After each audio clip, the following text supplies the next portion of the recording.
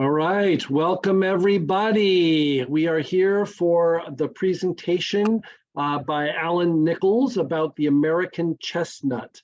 And Alan is actually our everybody's favorite ruacker, Jody. She is Alan's daughter. And so I'm going to just have Jody do a quick little introduction of her dad for you, and then we'll get going. All right, Jody, take it away. Hi, everyone. Thanks for joining us. My dad has been on this chestnut journey for most of his life. And since he's been retired, he's really spent countless hours learning about the trees, growing the trees, planting the trees, pollinating them. And he has two daughters, but he has hundreds of kids, and they're planted in his backyard. So he takes care of these trees, and they're a really big part of his life. And I'm really happy that we can share the information that he has, because I think maybe a lot of people just don't realize that there still are American chestnuts. And to just go over a little bit about the history and what hopefully is going to happen with the future of the American chestnut tree. Okay. Yeah, so I'm Alan Nichols. Thank you for the introduction, and to Jody that has some trees planted up by her house that are actually little ones is flowering already. And I'm basically known as Grandpa Chestnut to several kids on there. So anyway, the first screen I have on here, if you look at that, you can get an idea of how big the American chestnut used to get. And there are even pictures of trees that were larger than this tree. They were the dominant tree on the whole east coast of the U.S. here, from Georgia all the way up to Maine. 25% of all the trees would have been an American chestnut in there. So I'm going to cover a little bit of the history, some about the devastation and what it did, and how we're doing to try to bring this American chestnut back and restore it back to the U.S. here. Anyway, back into its original range. The American chestnut was considered a keystone species. It would have been a tree that people and wildlife relied on more than other trees. It was actually, basically, they say that would be the tree you would design if you could actually make a tree. It's very rot resistant, and I'll have some pictures of some material that's like 100 years old.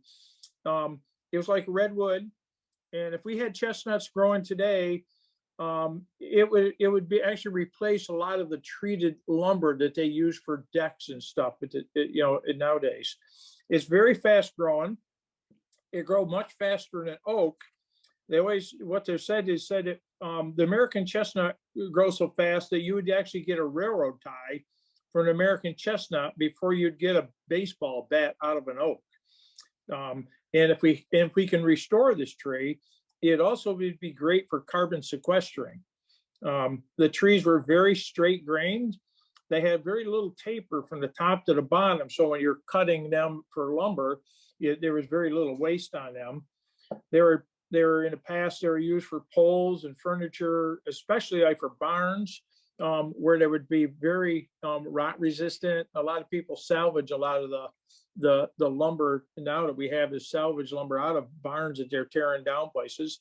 They made musical instruments out of them, and they used to say that the chestnut was a cradle to grave. They would make cradles out of them. They make coffins out of them. Right after the 1900s, the chestnut blight was introduced into the U.S. And in 30 years, it basically eliminated the American chestnut as a forest tree, which is actually considered the worst ecological disaster in the U.S. history. They still sprout from some of the old stumps, but the blight does not kill the root system because it's underground and there's microbes in the soil that destroys the blight. The trees, they produce nuts every year. They flower in the middle of July after the last frost, and the nuts are mature by the middle of September, which is actually phenomenal when you think about that and how fast they mature. They say that the American chestnut will produce 1.5 times more mass than what an oak tree does on a good year. And most people, if you're familiar with oak, on how many acorns you get on the ground, if you have an oak tree someplace that's that's really producing good, but the American chestnut will produce nuts every year. So you don't have that gap in nut production. So for people and wildlife, it was extremely important. And in the past, the nuts were actually a cash crop for many people.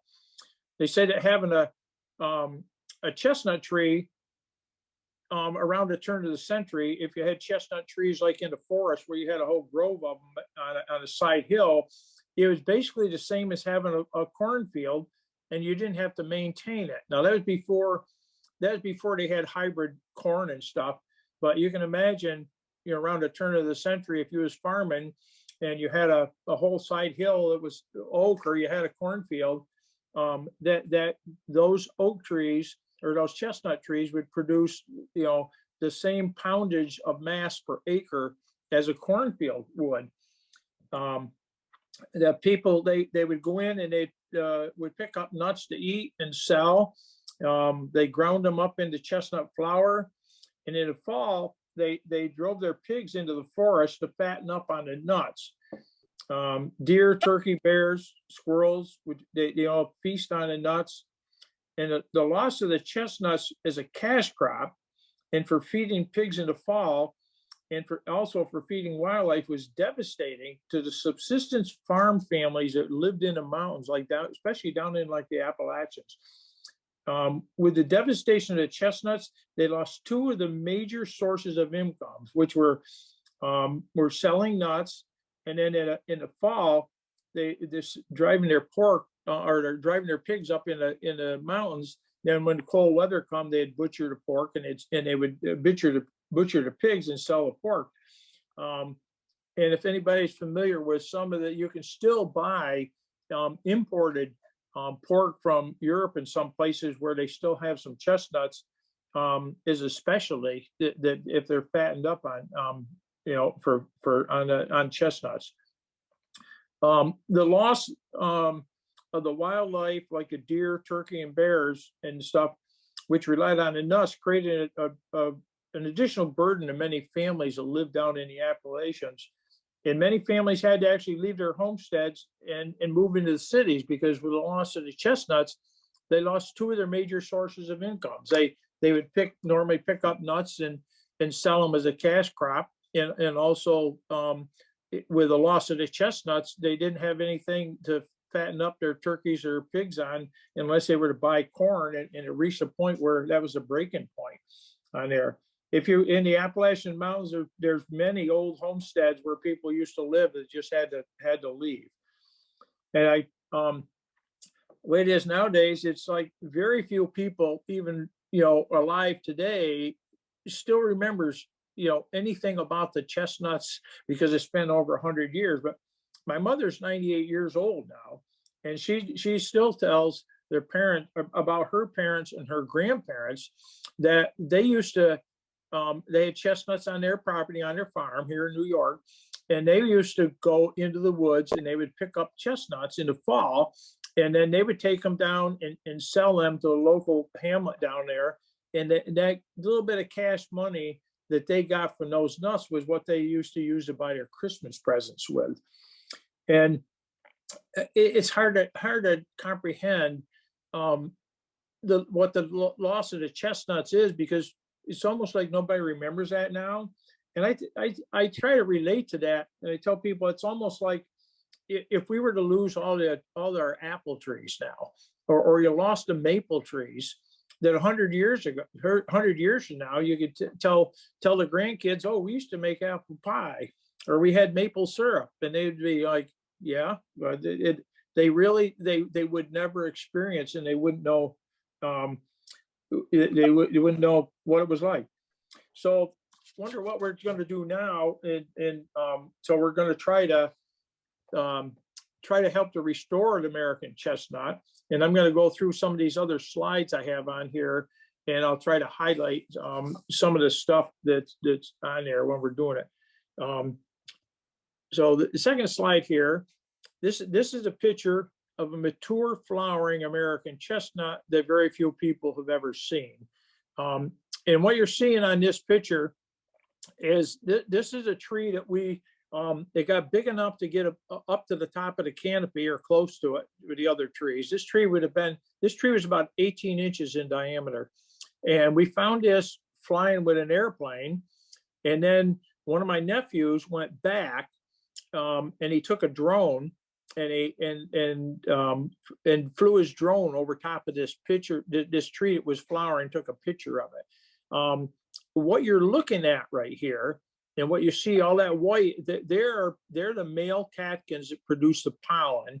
The American chestnut trees are not self-pollinating, so you very seldom find trees that are producing fertile nuts, because you very seldom find two trees that are flowering close enough together to cross-pollinate. They're wind-pollinated, so the female flowers, you really don't see them because they don't have what you would consider a typical flower to them, because they're not pollinated by insects per se. So when you see that, I'll show a picture later of the nut and the male catkins on there. Here's a picture of typical American chestnut leaves. They're usually 6 to 7 inches long. They have a fishhook profile on the edges, and they're pointed on both ends. We have a lot of people that report chestnuts to us. One of the other chestnuts, which is a Chinese chestnut, and of the chestnuts that get reported to us, probably 95% of all the trees that we get reported end up being Chinese chestnuts. They're planted around homes, and people planted them many places.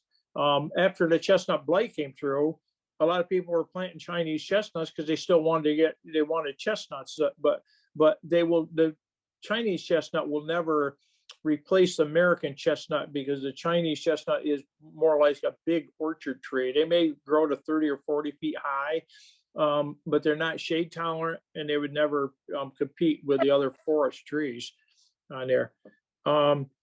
This is another tree that we do have people relate to us, a horse chestnut, that many people think that's what we're working with, and it's very often people will have some picture they'll post here or there saying American chestnut, and we have to laugh. We'll look, and it's like they'll have a picture of a 5-lobe leaf from a horse chestnut on there. But a lot of people, they still find these in towns because there's a lot of horse chestnuts. They were imported from Europe, and so they're not even a native tree to the U.S. for the horse chestnut. The blight, which I said was imported around early 1900s. This is a typical chestnut blight that you're seeing right here. It always starts where there's a good place for a spore to germinate, such as a wound or a small crack in the bark. And I found it where the bark on the main trunk of the tree and a limb joint, there's a little crack in that bark right there. And if the spore gets on the tree and washes down with the rain and gets in that little crack, then it'll germinate. As the trees get bigger and the bark gets a little heavier, we don't find that so much on the big limbs. But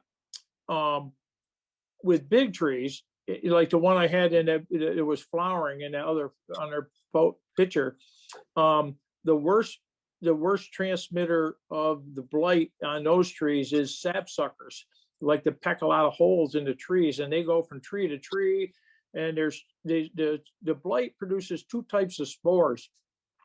One of them is a wind-blown spore that's about like pollen, travels maybe 100 yards, and it'll settle out usually and doesn't transmit too far. But there's another spore, it's called a sticky spore.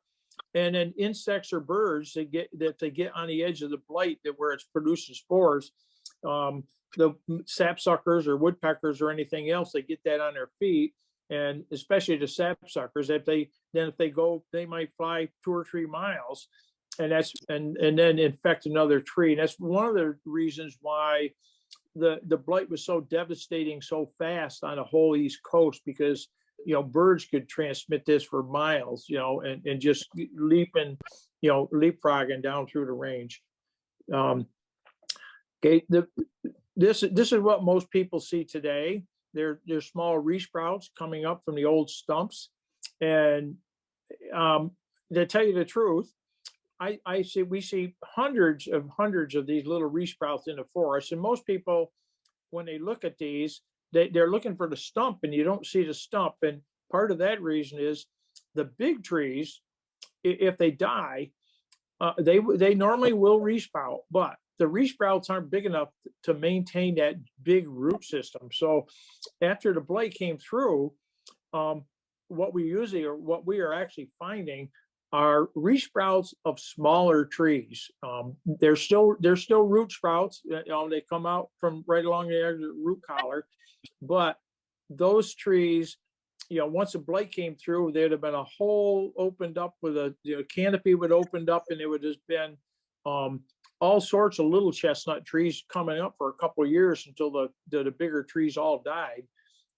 So there's some places the woods are actually full of these little chestnut resprouts, that apparently were, small seedlings, maybe only like 1 inch in diameter, when the blight, finally came through. That tree that I showed in the beginning, that was flowering, it was healthy at that time. But we find numerous trees that get fairly large. They're just lucky trees on there. And this is American chestnut resprout, and we know it's a resprout because if it had been a mature tree that was resistant to the blight, you'd have a tree that was well over 100 years old, and they can actually grow up to 1 inch in diameter a year. We found a tree that grew 15 inches in diameter in 15 years. It died similar to this one. And when we cut it down and looked at the growth rings were 1/2 inch in diameter. It's amazing at how fast they grow. This tree, it got full sunlight. It had been logged off in there years ago, and it just, grew maybe like 40 years and didn't get the blight. But they're not immune, and they don't have immune system. So even though they keep resprouting, they will never be blight resistant. That's exactly genetically the same tree that died from the blight years and years ago, and then just resprouted. And when they get the blight, if you look at that tree there, you can see how it's died up in the top. The bark is all falling off it, and that's what you'll get up in the top. And as a blight, kills the top of the tree, sooner or later it'll get in the major part of the trunk, someplace below the bigger limbs. And then as soon as it does, then the whole tree is basically girdled and it'll die. So I talked about the chestnut wood being very rot resistant. It is. These fence posts from here were from a split rail fence. They were, if you look, you see that they're not pointed, so they're fairly large. They were hand dug and then planted, put into the ground. And these chestnut rail, these are posts for a split rail fence up by Cooperstown. And we pulled them a couple of years ago. We sent them to Penn State in Pennsylvania if they wanted to analyze them to look at how, kind of like how old they were. They thought when they were first, when they were cut and stuff, and to check out, just to analyze the rot resistance in that wood. It is amazing. It's only about half rotted away, and it was put in the ground, and they aren't treated. They were just pure American chestnuts. Here's American chestnut that a person found in his forest, or the forester did. They were going to do a timber harvest of some oak trees, or I'm sorry, from hemlock trees in there. And the forester found this tree. And this tree, when we found it, it had the blight a little bit way up in the top. And I've been doing some work with some systemic fungicides. So if you look at the bottom of that tree, you can see there's some injectors in the bottom. And so I tried treating that with some fungicides, but it ended up dying anyway. And then once it's dead, I tell people they might just as well cut the tree down and salvage the lumber out of it. So, a lot of people think, well, why would you cut a tree down? Well, once it's dead, there's no sense of just leaving it in the woods and letting it rot. You might as well take it and have it custom cut and, and make something out of it. So here's a poster that we had made up, has that original picture in there of the big tree on there, and a picture of the blight, and and so the trees died. They're very rot resistant, and they would stand there for years and years, and finally then they would just tip over on there and rot down. But we're working to try to bring this tree back, and this is a poster that I fasten these. There's a lot of chestnut sprouts, so if they get any sunlight, they'll keep sprouting, and sometimes they get 3 or 4 inches in diameter. And I have several places where I got some posters made up on this plastic fiberboard stuff, and I'll take some zip ties and fasten them around a tree someplace. And we get a lot of people that, if they're hiking along a trail and we have one of these posters on a tree, that they'll contact us and interested in getting some nuts or helping with restoration on there.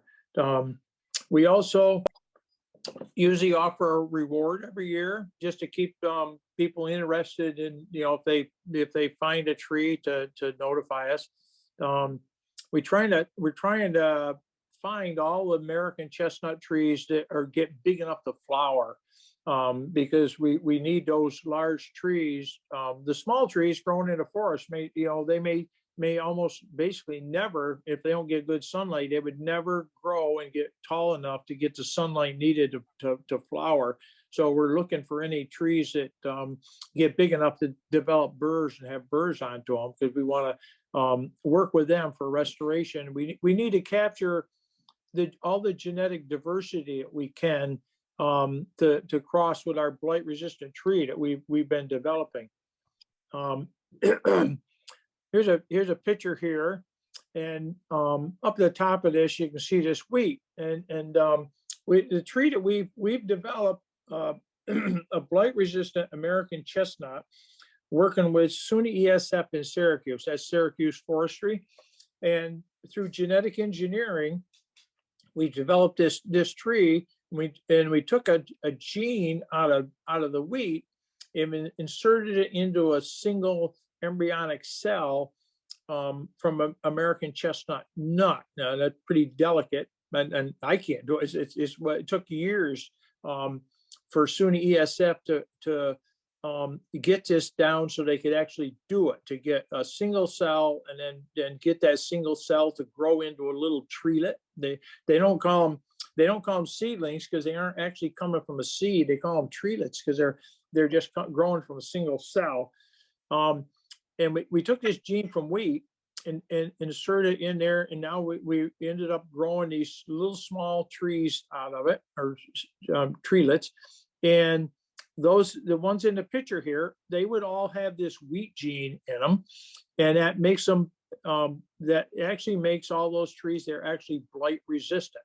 Now this gene that we put into it, the trees we developed they're actually pure American chestnuts. They're not hybrids. If you cross American with a Chinese or something, you can get a hybrid.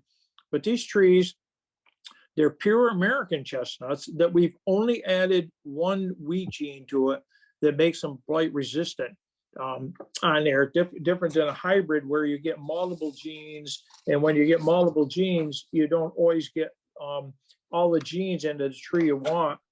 You get multiple combinations, but this is just one gene, so it's all or nothing. If a tree gets this gene from wheat, we call it OXO gene. It's a gene that allows the wheat and it's in a lot of others. It's in strawberries, bananas, and most all the grasses have this gene in it. And what that gene does is that gene allows a plant to produce an enzyme that breaks down the type of acid these funguses produce. And this wheat gene breaks down the same type of acid that the Chinese the chestnut blight produces. So these little seedlings, they it's not a fungicide. It doesn't kill. It's unique. It's not a fungicide, so it doesn't kill the blight. Only thing it does, it detoxifies the acid that the fungus produces. So these little seedlings, they still get the blight onto them. And the blight can actually grow on other trees. It'll grow on oak trees that are related to the chestnuts, but it doesn't damage the tree. Now we basically say it's not. We say it's blight tolerant on there. The blight will get there, and you can actually see a little rippling of the bark. You can tell the blight's growing there, but it doesn't allow the blight or that acid to kill the cambium layer. And if it doesn't kill the cambium layer, then it can't kill the tree. The nutrients will still go up and down the tree. Now, here, I got two pictures. There's two pictures side by side right here. And these are two pictures of two seedlings. These are grown from nuts. They're from a pure wild type American chestnut that we pollinated with the blight resistant pollen. Now, initially, the initial tree that we developed, we only put that one copy of that gene in each one of those embryos, so that there's only the genes on one side of the chromosome. So when the chromosome splits, only 50% of the nuts get that wheat gene initially. So it's all or nothing. So for testing to see how blight resistant or how effective that gene is, and this is a picture of the Darling 311, actually, and the one we're going to try to introduce is actually better than this. That's a Darling 58, another version of this with that's maybe a little more effective than this. But this is pretty good demonstration of what you're seeing. These are siblings.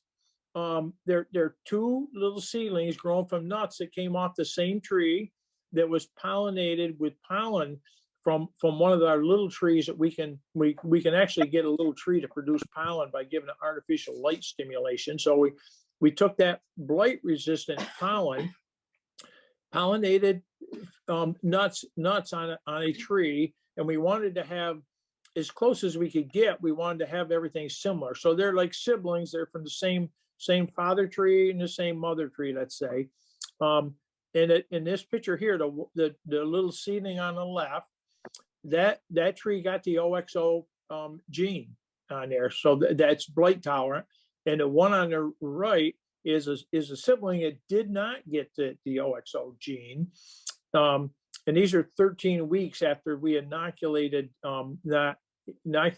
And even looking at the one on the left, if you look at it, says, well, it's got kind of a canker like there. It looks like it does, but it's not. There's canker. The fungus is still growing there because this only makes it blight tolerant. But they grow so fast that where they actually cut in there to inoculate it and put the inoculant in there, the fungus, the tree grows so fast that it splits right open right there. And if it was a natural wound that hadn't been cut, if a spore just landed there and germinated, all you'd see is a little teeny bit of red spot on that thin bark there. You wouldn't see that. You can actually see a little red around the outline. So it's very effective. It actually, the Darling 58 tree that we're looking to get government approval for and release is more blight resistant, quote, than the Chinese chestnut is. So this is what you look at here, and here's a whole bunch of burrs. These are the chestnut burrs. This is what develops on the trees once they've been the little female flowers, once they've been pollinated. And these birds, the birds will develop even if they are not pollinated, but they're not very big if they don't have fertile flowers or fertile nuts into them. We collect these burrs from trees in our orchards. We have orchards, and I treat them with fungicides and keep them fertilized, and they're in full sunlight. And if they get the blight, they'll die back, but they'll resprout and can grow up to like 6 foot in a year. The ones that die, they make real good walking sticks. You get a whole mess of resprouts that come up nice and straight, but they will grow up to 6 foot in a year, and usually in about 3 years they'll reflower again. So it's a perpetual kind of a cycle they kind of grow in, and they're very, very spiny, and especially when they start to dry a little bit, that if you pick them up with your bare hands, that those little teeny spikes on there will break off into your fingers. And even wearing heavy gloves, if I'm opening those burrs up to get the fertile nuts out of them, even with gloves on, invariably I end up getting some of those little spines into my fingers. Here's a picture of a burr, okay, with 3 fertile nuts into it. And what they normally do, and the reason why we harvest the burrs out of the tree, is it once they open up on the tree, which is what they usually do, they'll open up while they're still on the tree and the nuts fall out. But if that happens and the nuts fall on the ground, they just quickly get eaten. The squirrels and chipmunks are just, they'll set up and have holes all through the ground underneath a chestnut tree. But the deer and the turkey come in, and they just, if you don't pick them on a tree, you can't hardly even find anything on the ground. Here's a bag of nuts, which is what I would have gotten out of like those burrs once I opened them up. They need to be a cold stratification to germinate, and I keep them in a refrigerator like 32 degrees, and either with some sphagnum moss or some fresh hardwood sawdust to keep them moist so they don't dry out and so they don't mold. And then what I usually do once they start to germinate in the early spring, I send those out to people so people can plant those, and then start a little orchard, which then we're hoping that then we'll be able to pollinate them with blight resistant pollen coming up.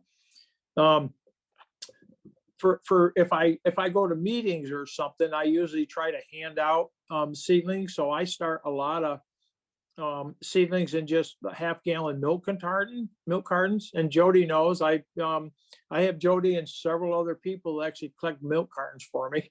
It makes, you can put a lot of them in a small boot rack, for starting a lot of trees. And these are, I hand them out to people so they can plant what we call mother tree orchards, for part of our restoration.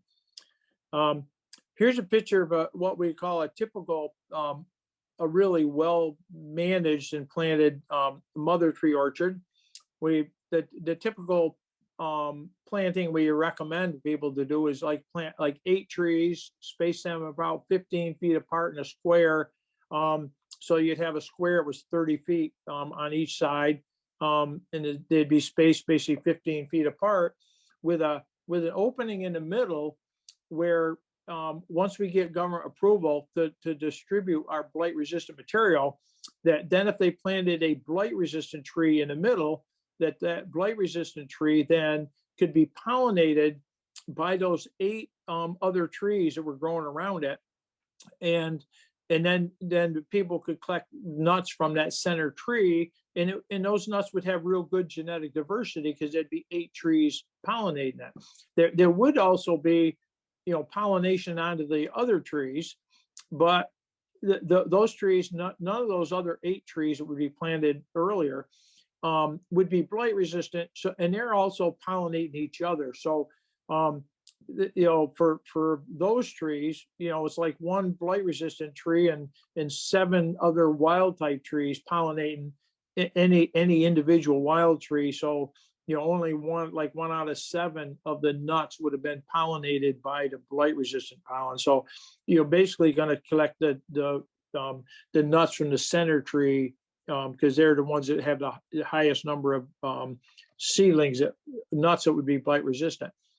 And we also hand pollinate. Now I have an orchard. I have about 100 trees planted on my property. I've been pollinating them under USDA permit with blight resistant pollen for the last 3 years. I placed something like 250 pollination bags. I had over 1,000 burrs that I actually hand pollinated. And you can see those, some of those male catkins up in on top right there. You can see what they look like on there. And every time we have a pollination bag, the bag that I'm putting on, we have to clip all those male catkins off from there. It's a lot of work to clip all those male catkins off, because if you don't, even though the trees aren't self-pollinating, and pollen from one of those catkins cannot pollinate the female flower right there. But there gets so much pollen in a bag that it actually clogs up the little pistils of female flowers, so that it's difficult to hand pollinate it, because it's just too much pollen in a bag. But when we have those nuts, those blight resistant nuts, we'll be planting them into orchards. And when we get them, what we call NPOs, or nut production orchards, that we want to take them and plant them in orchards, so all the trees would be blight resistant, and they would be crossing with each other. And in that case, 75% of all the orchards of the nuts from one of those orchards would be blight resistant, and that allows us to get the number of nuts we really need for restoration. Up until we can get government approval and have Darling 58s pollinating each other, every single nut or seedling we have that's blight resistant will be from hand pollinating. It's just too much work for the amount of nuts you end up getting, for really get into restoration. So here's a picture. This shows a little small. This is the little female flower, quote. It looks like a little pineapple, kind of. And you can see the little styles or pistils sticking up there. And on the right-hand side, you can see there's a male catkin, and that's the little anthers that on the tips of every one of those little things. You can see a little anther, and that's where the pollen is produced and comes from. And when we're hand pollinating, we take on a microscope slide, and we wipe that across the top of the little female flower right here to pollinate it. Now here's a tree here's a tree that's in one of our mother tree orchards that has burrs onto it. Now this tree is already big enough to produce burrs, and in this case, it'd be best if we could, as soon as we get government approval, to actually go in and hand pollinate that tree. Because then if we could pollinate that, say in July of this year, we would be able to collect blight resistant nuts from this tree, by this fall. We're reaching a point where if we plant a blight resistant tree in the middle of that orchard, then it's going to be 5 to 7 years before the blight resistant tree is big enough to cross. So we've been planting these orchards for years. And we were hoping that we'd have blight resistant trees to plant in these orchards several years ago, but it's taken 5 or 6 years to just get through that government approval process. It's been a just extreme nightmare trying to get through the USDA and the FDA and the EPA for getting the government approval to release trees into the wild on there. So that's the last slide I have. And so I covered most of everything on here. So if anybody has any questions, you can just open it up and for questions or whatever you like to do at this time. Alan, is the western boundary, is it the Mississippi? How far west is the range of the American chestnut? The native range was from Maine to Georgia. And there's a couple places, it's like down in Alabama and places it goes west. There were some pockets and stuff where it was out in Michigan and Wisconsin, that there was some in a native range and up into Canada, Ontario, there some places on the other side of Lake Erie. But it would vary. There weren't many in the out west, and they it's kind of funny. They talk about after the last glaciers went down through, the chestnut was pushed all the way down into Florida, with the last glaciers it went through. And then after the glacier retreated, the chestnuts then migrated back north and followed it up through. So it was kind of some different paths from genetics. It went up the East Coast pretty quick, and it took many years longer for it to kind of work up along, just east of the Mississippi. Did they ever migrate to Texas? It's kind of funny. We have the old territory where they used to be years and years ago, but a lot of it's kind of funny. They try to look through old records of deeds and corner trees and stuff, or lumber mills and stuff like this, and you get the kind of the general area, but then they looking through these things, and they have a thing where they say, well, this is a range of American chestnut, but then they do find isolated mentions, of trees here and there that was, quote, you might say, out of the native range, because it isn't like a real demarcation. You could have had some place where there was a couple of trees that got started someplace, several miles or many miles from what you would call a native range, where they could have either been taken by the Indians, might have transported them at some time, and it wouldn't have been the natural progression, quote, would have been just birds or something flying with a nut and dropping a nut someplace, but the Indians and settlers moved trees quite a bit further west places. In fact, they're all the way over on the west coast.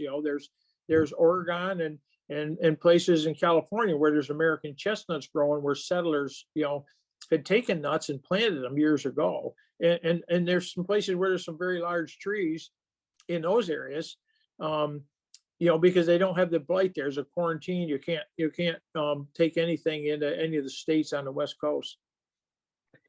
Thank you. I don't understand the FDA approval. They're a tree. Why can't you release them and let them be planted? Okay, it's genetically engineered. It's kind of, things are almost backwards. We look at it. Anybody can take and cross whatever you want to cross with another plant, and as long as you can cross them with each other, you can have all sorts of hybrids of anything. And there's absolutely no government regulation. And then you look at genetic engineering, and people are scared to death because it's a GMO, and GMOs have been given just a bad rap from all sorts of stuff. And part of it is because a lot of the first genetically engineered plants were for ag, and a lot of them were, let's say it's something like it's herbicide resistant. So you can make something that's herbicide resistant. It doesn't do change corn or anything else if you make it resistant to a herbicide. But all sorts of people come in for regulations because they knew that if you made these plants, then people would be applying herbicides onto them.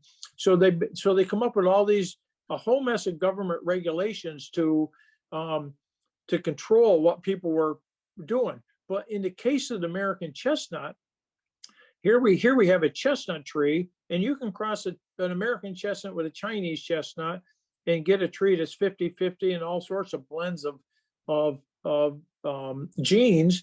And you could have hybrid vigor, because you could have all sorts of different genes to choose from. And it's possible, if they didn't get the blight, that they could be a more dominant tree than what they would have been in the past. There's no regulations on that. But with the transgenic, we've taken this tree and specifically just put this one wheat gene into it, but because it's genetically engineered, there's all sorts of government regulations. And one of the issues we even have on that is they consider this gene we can put in there, they consider that to be a fungicide. And the reason why they consider it to be a fungicide, because the wording of their wording for what they describe as a fungicide is anything that kills or mitigates a fungus on how it grows. Well,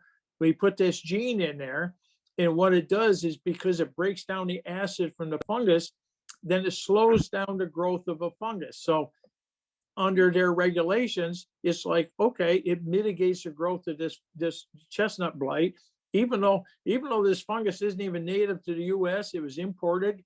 It has no quote use, it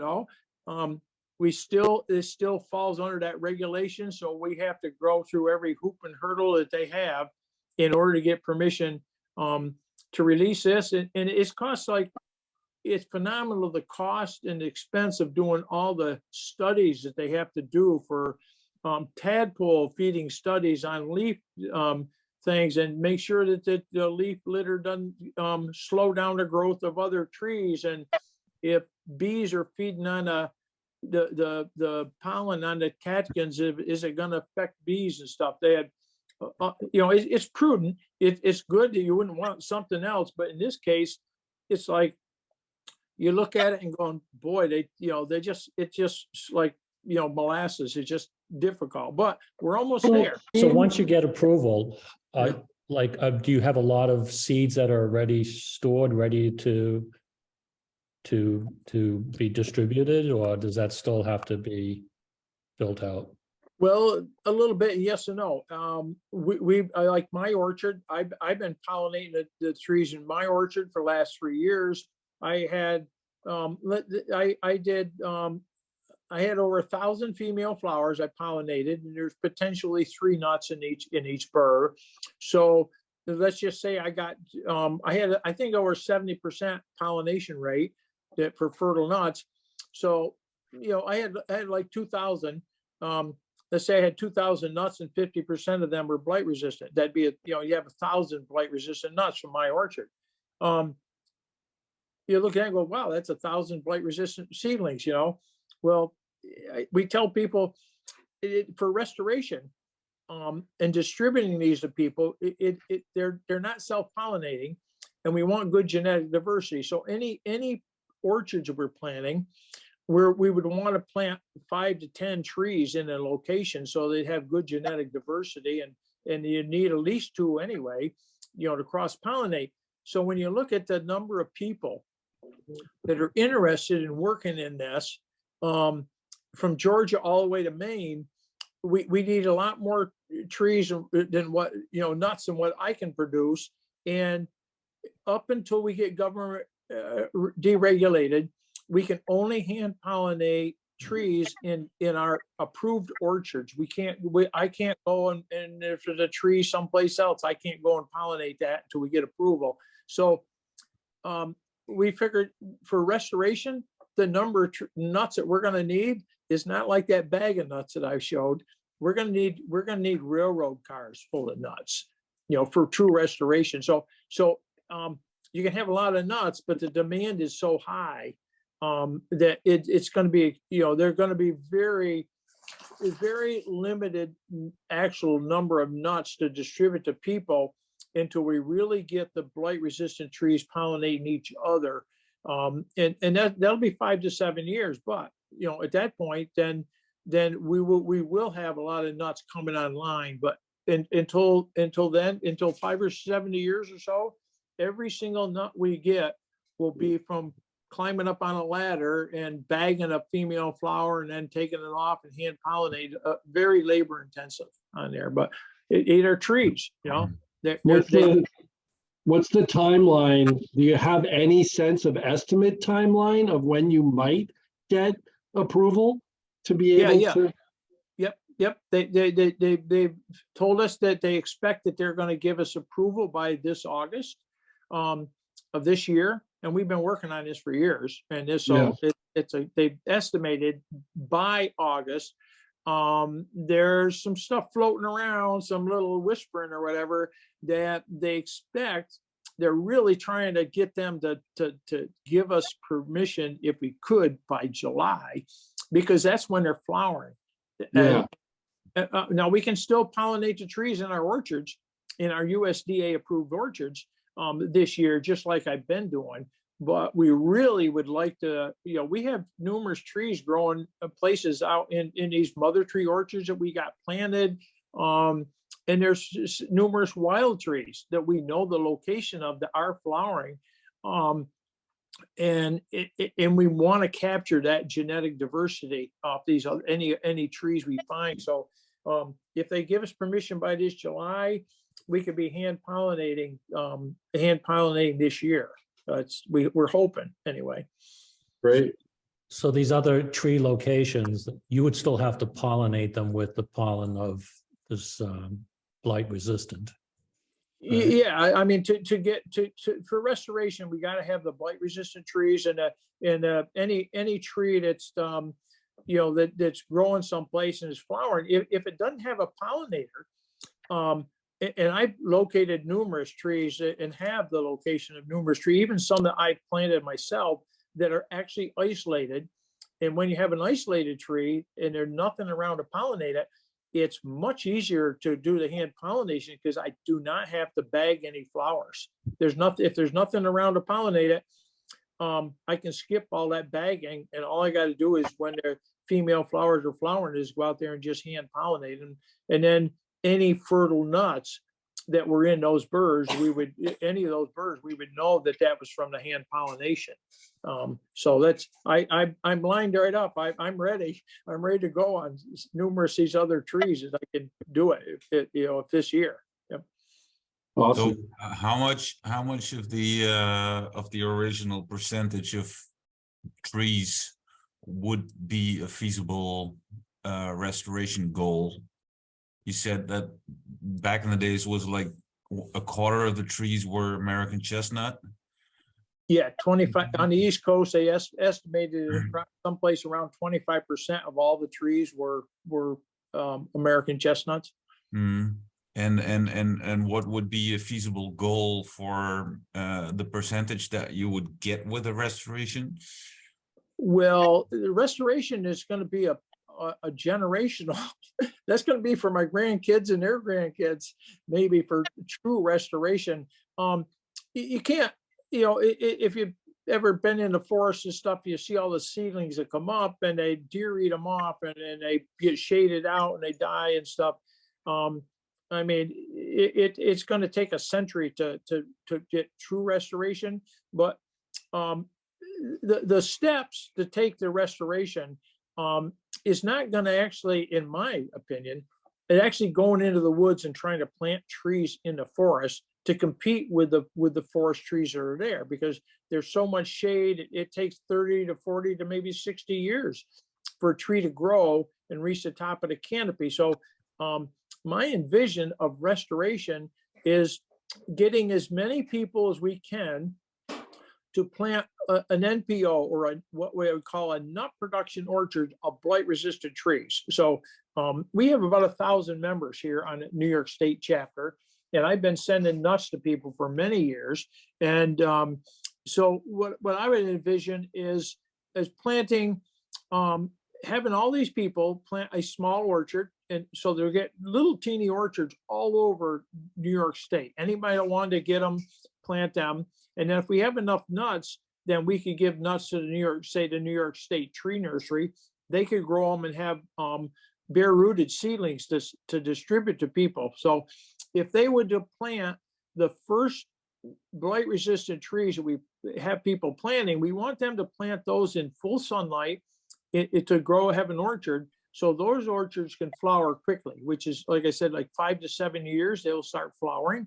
And then as those trees keep getting bigger and bigger and produce more nuts, they could send the nuts back to the nurseries, and the squirrels and the blue jays would then gradually move those into any place that was good for trees to grow. Any hedgerows or any place where was sunlight, or where you had a timber harvest or storm or something that opened it up, is where those trees could actually get a better start, you know, but it'll take a century or more for true restoration.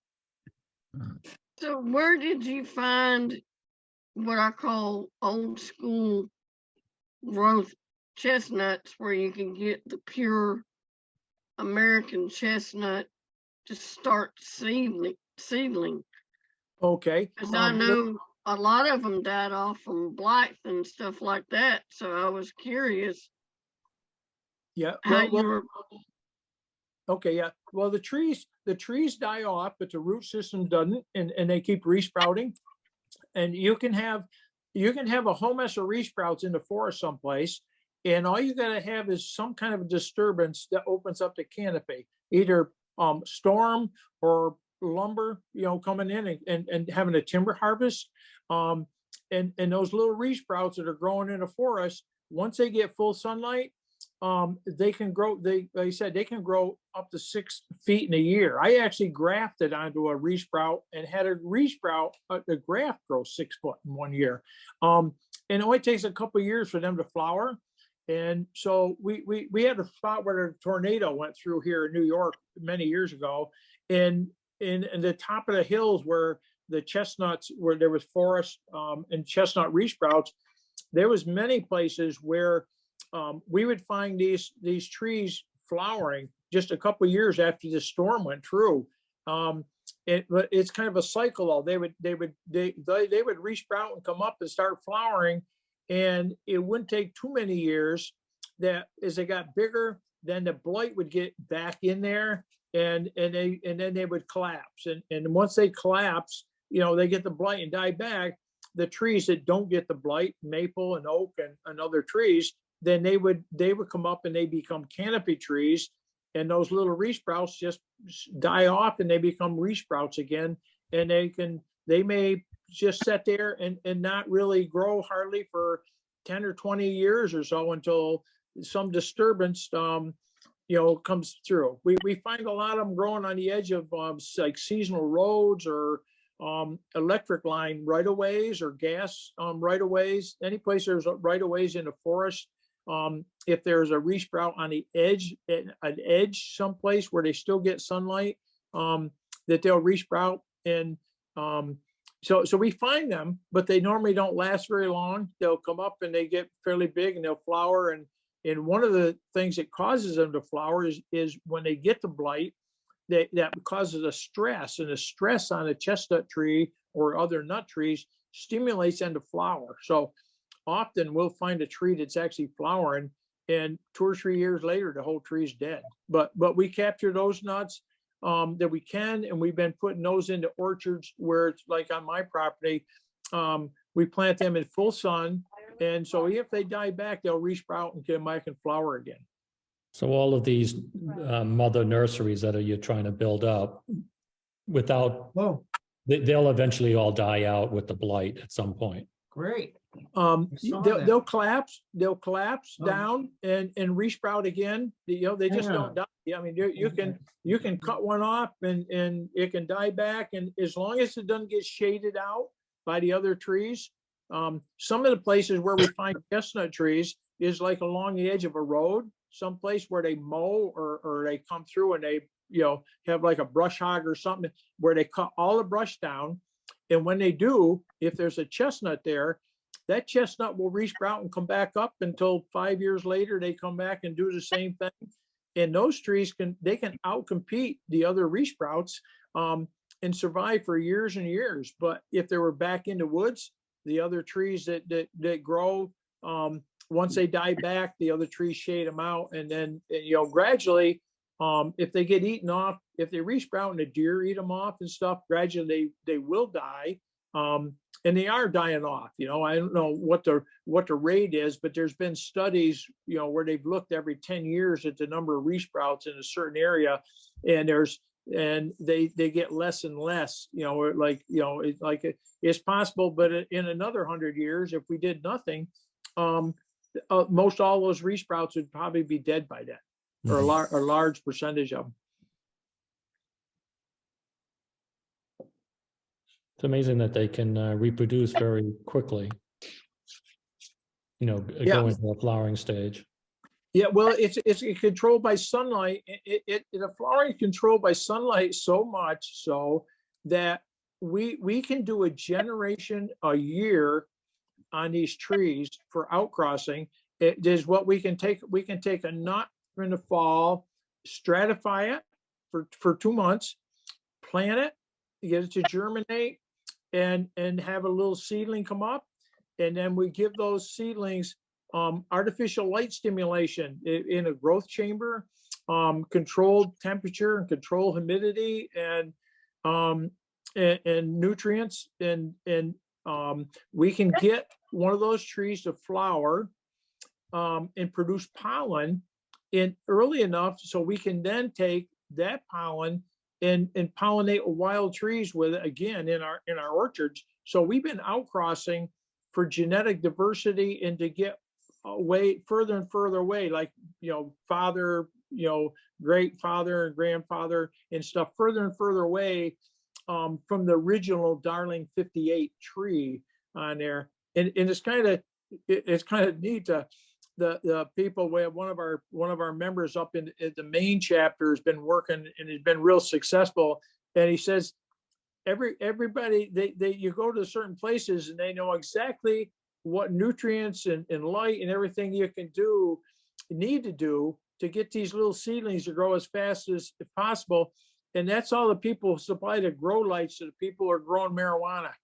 It's like, yep, they know exactly what to do to get things to flower. Well, Is there any kind of fungal treatment that can be done to trees that have the blight? Yeah, and yes and no. If they get the blight up in the top, there's nothing is worth treating a whole bunch of trees in the forest or nothing.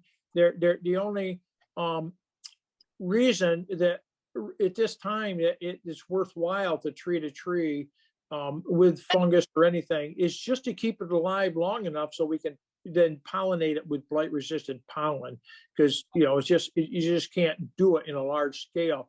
But I've been working with several fungicides, the different ones, and I've had either phenomenal success or even maybe no success, but to a point. But I've been I definitely have trees in my orchard that would be dead by now if I wasn't treating them, because I know they have a lot of callus growth around the canker. And if you remember that picture, the one picture that I had on there of the blight on there, that picture right there where the blight, you don't see any response at all to the blight on there.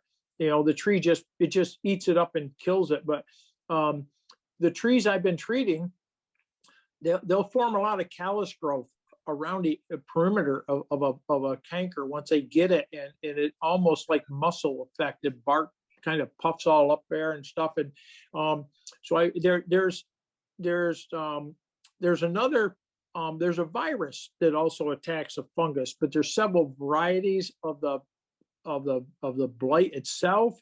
So the virus itself won't attack every one of them. So but there's if you know what exactly, we've had things where you can take a sample and send it in, somebody will analyze it and then send back a slurry of material you can kind of inoculate the perimeter of the canker with, that will slow down this growth. The virus actually attacks the fungus and makes it weaker, so the tree has a chance to respond. But very, very difficult, and it doesn't jump from canker to canker. So the only real effective way would be, if we had a fungicide that we could inject in that was a holy grail or whatever you want to call it, of the fungicides, it would be a miracle for what we want to do in our orchards. But I have some, and it definitely helps, because I have a lot of trees. I know that they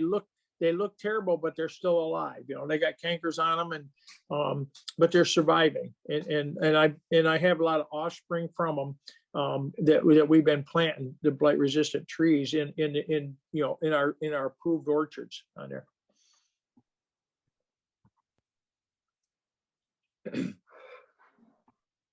So any more questions or whatever? I know we're a little past 2 o'clock, but what as far as I answer questions all day. I was curious whether or not the range of the trees has changed at all in the last 100 years. Would you expect, and especially since you're talking about stratification, would you expect maybe the lower bounds, like Georgia, et cetera, to maybe not do as well as it did 100 years ago? Yeah, you know, we're talking about, you know, climate change, you know, we're talking about climate change. I'm not really sure on that because, you know, the certain things have very limited pockets, you know, where they grow real restricted growth habitat and stuff. But looking at the American chestnut, you know, we always say, we say from Georgia all the way to Maine, you know, so that's a long, you know, that's a huge, you know, long, you know, you know, the growth, you know, the zones that it'll grow in is a huge zone. And there was another disease before the American chestnut blight was introduced.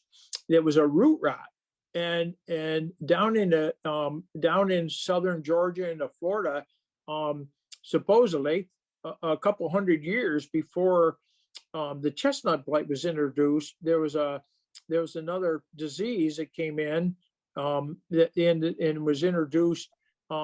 It got root rot that actually kills the root system, so it kills the trees. So any place where it floods or where moisture, that stuff gets transmitted in the soil and water, and that basically supposedly wiped out the chestnuts in a lot of areas, even though they were marginal down there. You know, it wiped them out several, you know, a couple centuries maybe before the chestnut blight came in. But there wasn't much documentation on, you know, that's a long time ago. So there wasn't much documentation on it, like, you know, like there was when the chestnut blight came through. But I think they're pretty resilient. You know, that you find them growing right up on the top of the mountains. You know, in the Carolinas and stuff. I had one of the guys reported the other day that he found a flowering tree at 4,000 feet. Here in New York, it's kind of funny that you get up on the top of the hills and in some of these areas, there could be trees growing there and nobody'd ever even find them, right? You didn't even know it was American chestnut. But I had a forester found one right along a trail in the Catskill Mountains at over 3,000 feet. So but with climate change, it's possible the whole zone could move north. But I think with climate change, one of the big things on climate change is, you know, we get some of these major storms and stuff that look like they're worse than, you know, years ago. But if you look at the average temperature quote that we have, it's only like 1.5 or 2 degrees a century. So you're talking about, you know, I don't think, you know, 2 degrees a century, unless you had a lot of real drought or something else, you know, it's not gonna automatically all of a sudden say, oh, well, we just push these chestnuts and they aren't going to grow, you know, very, very far south. You know, it's going to take quite a while for the temperature to change enough to really push a tree, you know, very far. So how did you get into this? Oh my gosh. How did I get it? That was the right question. Yeah, I know. Yeah, well, my mother and father, you know, had always talked about chestnuts. Like I said, my mother, they had chestnuts on their property. They were all dead when she was a little girl. And one of the stories that she tells is my grandfather, the horses ran away with him, and he got injured one summer when they got in a bee's nest, I guess. He got injured, and they didn't have enough firewood to last through the winter. Now, she had 2 other sisters. It had her older sister and her and a younger sister. But when she was like 9 years old, they ran out of firewood, and her and her older sister, Aunt Maud, to me, they took a crosscut saw out and they cut down an American chestnut tree for firewood with a crosscut saw. And her older sister was like 13. You know, so that was, but that's the kind of stories that she tells about these trees. And it's we did a lot of hunting and stuff and deer hunting, and I still remember when I was too young to go hunting with my my father and my older brother. My father and my older brother was hunting on my mother's old farm where they lived over in the Catskills, and there was chestnuts in that area. And my father and my brother come back, and my dad was real excited. They had found a chestnut tree that got big enough to have burrs onto it. And at that time, you're talking about, I was born in 1950. So, you know, that would have been like probably before 1960. I would probably only 7, 8 years old. You know, up until that time, most people, you know, anything you had where something kind of died off, it normally didn't totally die off. It would die down, and everybody thought that there would be some equilibrium. You know, that as the chestnut died, the blight would go away, and then chestnuts would come back again. And you have that with a lot of things. They go through cycles. But the problem with the chestnut blight is the fungus is never going away because it's a fungus. It doesn't need a chestnut to live on. It can live on leaf litter. It's still there. It's never going to disappear from our forest again. It's going to be there. As far as I know, there's no reason for it to go. So the blight is never going to go away. But when my parents when my father and brother, they found this tree, it was like, oh, wow, we found a tree that's got big enough, it's flowering, they're going to come back, you know. They're thinking that tree will, you know, we found a tree that's blight resistant, it's going to come back. And of course, a couple of years later, that tree was dead, you know, on there. So I mean, my parents were always looking for trees, and you know, there was a lot of resprouts, and there still are in areas. So if you're driving someplace, they were always just looking for stuff. You know, wonder we didn't have an accident, myself included. After my wife and I go driving, sometimes I tell her, "You got to drive because I'm looking for chestnuts." You know, when they flower. If you're driving along one of the interstate highways, like we drive from here to Albany and going up I-88, the side hills are fairly steep. And on the steep side hill, you can still get chestnuts that they're resprouting. And that because it's steep, they get what I call a bleacher effect. They still get enough sunlight so they can grow. They don't get overstoried by the other trees because, you know, on the one side, if it's on the steep side hill, they still get sunlight coming in. So I found several trees just driving along the interstate and looking at these steep side hills, and you'll find a tree that gets big enough to flower. And they stand out because they flower in July. There's like no other tree that looks like that tree we had that, you know, the tree we had in that picture. If you're looking at that tree right there and it's up on a side hill, and you're driving along, you can't miss it. It's like a light bulb up there. You know, there's no other trees flowering at that time that look anything like that. And we, you know, flying in an airplane, if you're real high, even though there's not very many of them, you can cover a lot of territory. And once you see one in this American chestnut, man, it's just like it's there. It just so anyway, so I've been kind of involved with this for years and years, and my mother's always lamented on the fact that the chestnuts died off, and you know, and how her grandparents talked about them, and so I got interested in it, and the Chestnut Foundation had something in the local here New York State chapter had an article in a paper someplace. The shit I'm listening to is really cool. And they wanted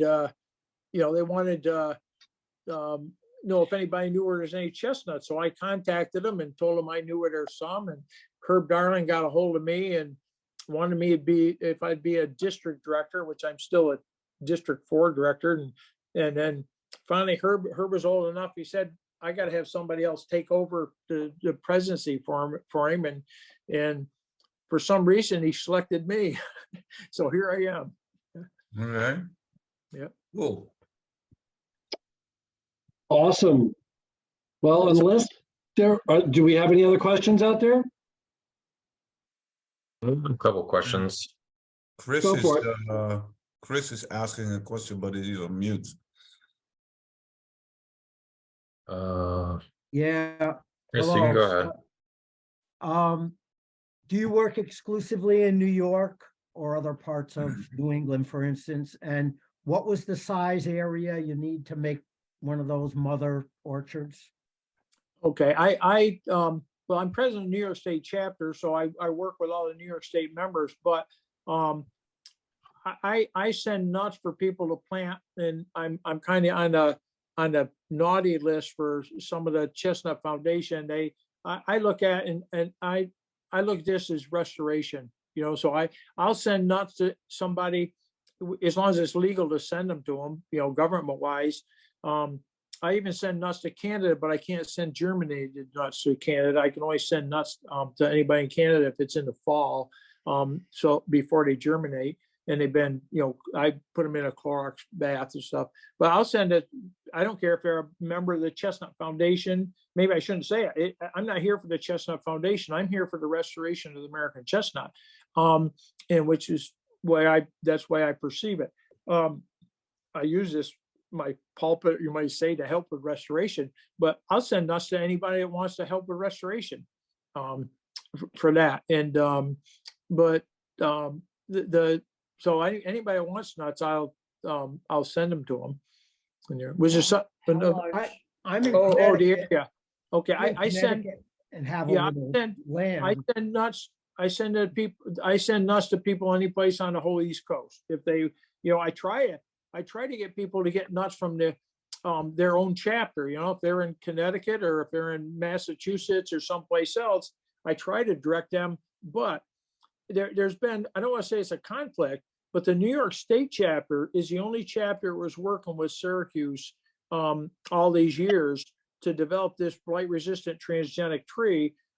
Every other state chapter was working on a program that the Chestnut Foundation was working on, which was trying to make a hybrid tree, crossing American with the Chinese, thinking that they could get a tree if they kept crossing a hybrid back with American and then taking that offspring and cross it with American, that they'd finally get a tree that was almost a pure American, but would still have the blight resistance of the Chinese. And they thought there's only 2 or 3 genes involved initially.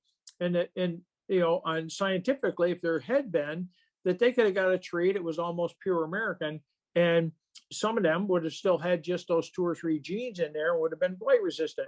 But what we've found out now through genetic engineering or genetic analysis is that there's genes for blight resistance on all 12 of the Chinese chromosomes, and there's multiple genes on each one. So the result is it's impossible to get a hybrid tree that's got enough blight resistance for restoration that's going to be anything like the American chestnut. It basically follows a percentage of genetics. If you have a tree that's 50-50, it only has half the blight resistance of the Chinese. And if you got one that's 15/16, which is what they wanted to get, it's going to have almost no blight resistance to it. But a lot of these chapters they've just never pursued the transgenic program. And what I mean by that is they never tried to collect wild type American chestnuts and put them into orchards where they would have local trees producing pure American nuts. So all they did is worked on a hybrid program. And so they don't even have pure American nuts to even give to anybody, you know. He wanted to know how big an area. Oh, the plot. Okay, yeah. There was another asking about how big a plot is.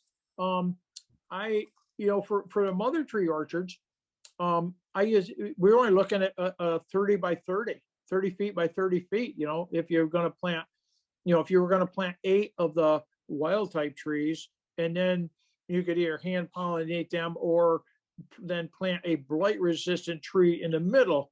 Now, we've been working on these mother tree orchards for many years.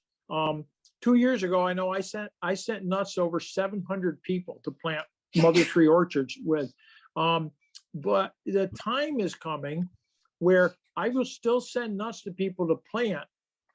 So they have trees to pollinate with, that we can hand pollinate sometime in the future, or plant a blight resistant tree in the middle.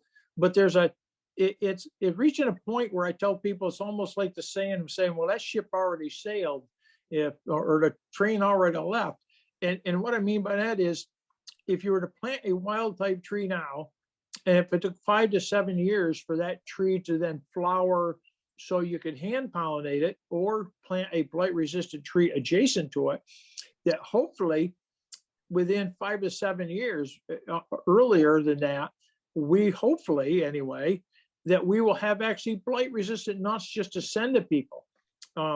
But I still send nuts to people because if I'm going to give somebody the blight resistant nuts in 5 to 7 years, we would like to have those people know how to take care of a seedling and have it grow, because the blight resistant nuts are going to be too valuable to have people plant and have them just die.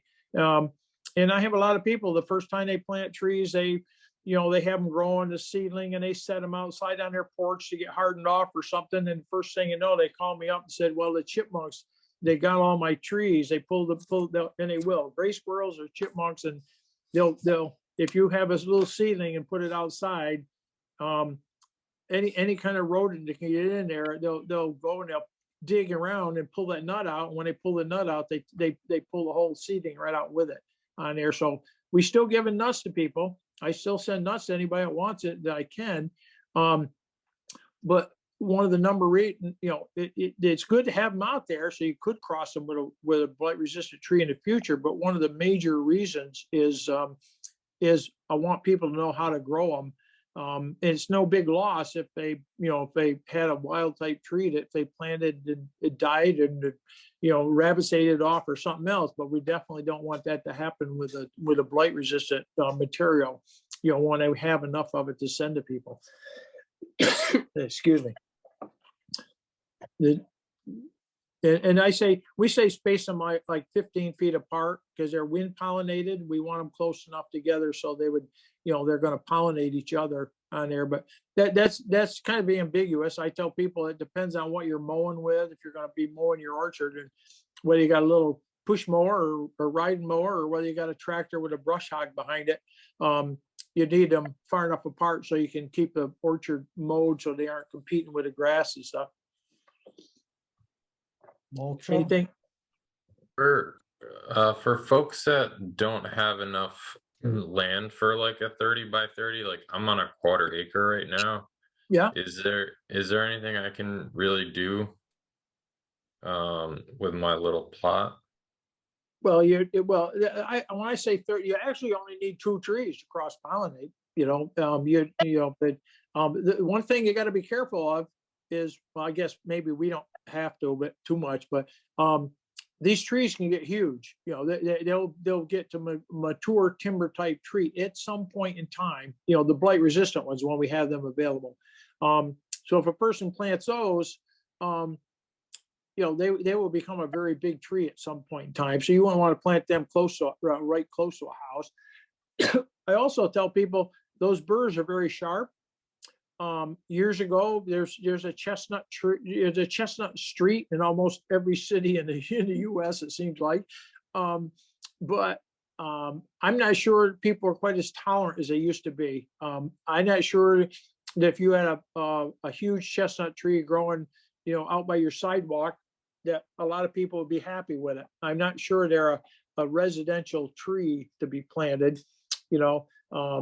If you got kids or grandkids that are running around barefooted, they wouldn't be the tree you'd want to have planted because they have those burrs onto them that fall off. But you only need 2 trees, and they could be planted actually you could plant one, like a double tree. You could have 2 trees and plant them one right a foot apart from the other. They would grow and they cross pollinate and produce produce fertile nuts that you could eat or distribute to other people. For restoration, in these restoration orchards, whether it was 2 trees or 20 trees that a person would plant, I'm hoping that's be like a pyramidal scheme, you might call it, that anybody that's just growing them initially, that they would distribute them and give them to some of the gun clubs, or plant them to give them to Boy Scouts, or plant, give them to friends and neighbors or anybody that had a plot where they could actually plant some trees. Go stealth plant them on conservation land, open land, guerrilla planting of American chestnut trees. I love it.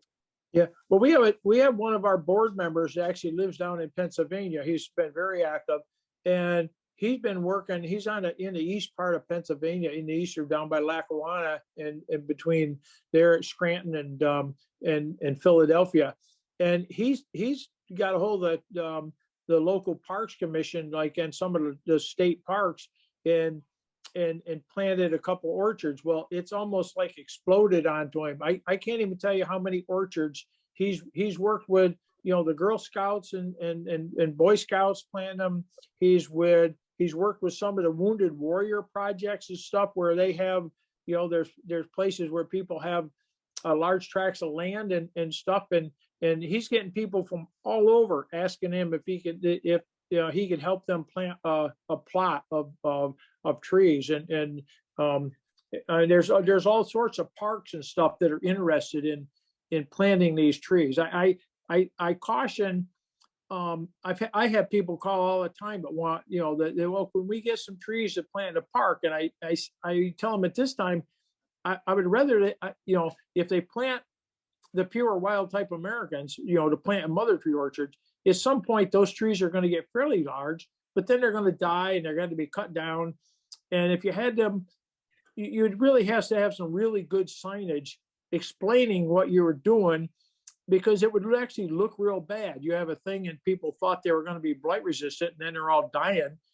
They wouldn't understand, that the wild trees were dying. But as soon as we have blight resistant trees to distribute, almost every town and village is on the East Coast is probably going to want to get some chestnuts for, a chestnut orchard or something started, some trees grown in their park around. Cool.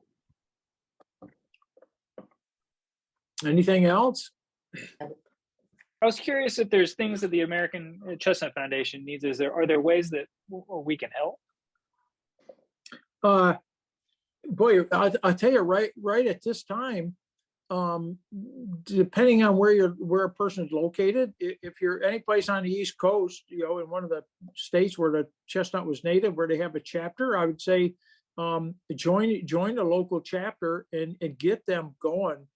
There's chapters, there's some state chapters that still are working with this failed hybrid program. It's unbelievable in my mind, but they've worked on this for 40 years. I even had one of the state chapter presidents tell me, he says, I know that the hybrid program isn't going to work. It's the transgenic tree is the only route to go down. He said, but I have all these members that invested thousands of dollars, untold hours of work and stuff, planting thousands of trees in orchards for selecting for the best blight resistant ones from these hybrid trees. And now they know it's not going to work. He says, I don't know how to tell people. And it's still that way. It's either not being communicated correctly, or they just don't want to tell them. And it's like they don't want to lose the people from their membership by saying, hey, sorry, you did all this work and it didn't work. So if you're in where any of the chapters were, I suggest working with those chapters, trying to get them going on it for the transgenic program that's coming here, trees. And if not, if you're any place in, if you're in the U.S. and you're any place besides the West Coast, we can send nuts as long as we can send nuts west of the Mississippi, but we just got to make sure they've been bleached with a Clorox, so we wouldn't be transmitting the blight to any of those other states, but I have people from North Dakota all the way to Mississippi and Texas that I send nuts to. And one of the things about if a person is actually out of the native range, if you were to plant one of these mother tree orchards there, it could be, basically speaking, those trees may never die from the blight. They're west of the Mississippi someplace. You could plant a tree that may as far as your lifespan or mine is, those trees may never get the blight. And if you had a transgenic tree planted in the middle of one of those orchards and there was cross-pollinating, then you could collect nuts from those trees. They'd have real good genetic diversity. And you could send them back east to either me or Syracuse or someplace, and they could go to a state tree nursery. And that, and where the state tree nursery could then, plant those and distribute them to people for restoration. But you could join the Chestnut Foundation if you live someplace where there's not a state chapter, or if a person's you could join a state chapter, or you can join whatever chapter you want to join. We have people on the whole East Coast that are members of the New York State chapter because their local chapter isn't doing anything with a transgenic tree, and that's what they want to work with. All right, folks, we've been going for about an hour and a half now, so I'm going to have to draw the recording portion of this session to a close. Okay. Alan, I really appreciate you coming on and sharing all of this information with us. I think people got a lot out of it. Hopefully we'll have some people reaching out to you for nuts and, trying to help, get some these little mini plantations going. And yeah, thank you so much. This was fantastic. Yeah, I want to especially thank Jody for getting me working on this for this PowerPoint presentation, and especially shout out to her daughter Lydia. Awesome. They knew a lot more about this than I did. It's like, yeah, ask the younger kids how to do this stuff. And anybody. Well, thank you for enlightening us, especially here in the central U.S. Texas didn't even know a lot about the chestnut. Yeah, and it's kind of sad that I can't really do much. I live in an apartment. Okay. And, with my family, and my family has control of the yard, so sure. Yeah. Well, if you want to join Texas, so it's not like I can really help too much anyway. Right. Yeah. No. Chestnuts will grow in Texas. There's certain areas chestnuts will grow in Texas. I'm in the Dallas-Fort Worth area. Yeah, I'm not familiar. It's spotty maybe on there. Even here in New York, it's spotty. There's some places where you don't find any chestnuts, and some places there's chestnut resprouts all over.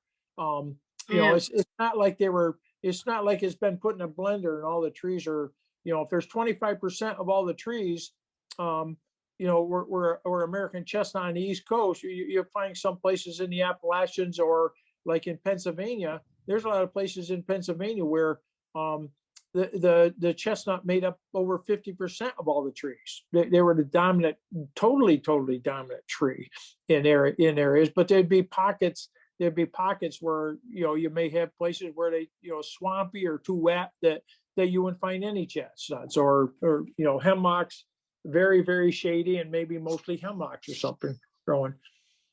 All right, I'm going to have to stop us there. I'm going to stop the recording. Thank you again, everybody who participated. You're welcome to stay on and continue the conversation, but I need to stop the recording at this point. That's fine. Yeah.